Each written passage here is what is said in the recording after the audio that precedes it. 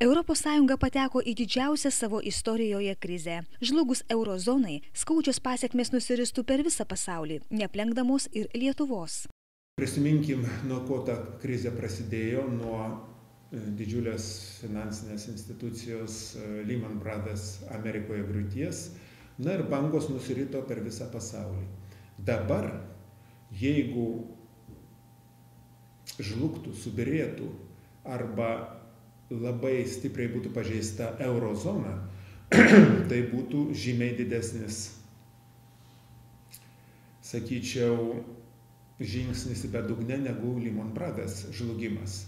Ir tai vėlgi bangos nuvilnytų per visą pasaulį ir pasiektų ir Ameriką, ir Australiją, ir kitus žemynus. Na, o tokiom neįtin stipriom ekonomiškai valstybėm kaip Lietuvai, Latvijai, Estijai, tai būtų tiesiog katastrofiška. Tai mus paliestų, kaip prognozuoja tyrėjai, 2-3 kart, o gal ir daugiau negu ta 2008-2009 metų krizė.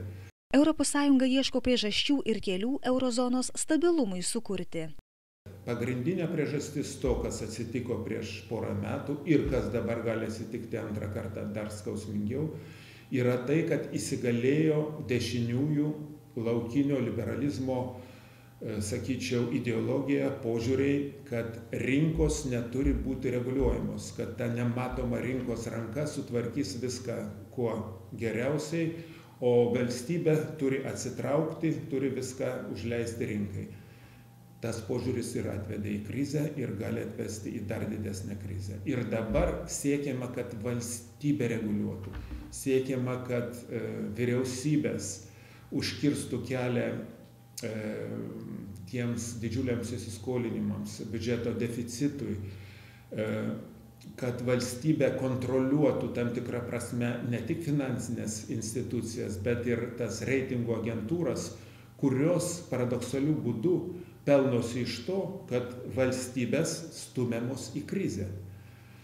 Ir kaip tik vėlgi, sakyčiau, skurdžiausių, vargingiausių žmonių sąskaita daromi didžiuliai taupimai ir karpimai.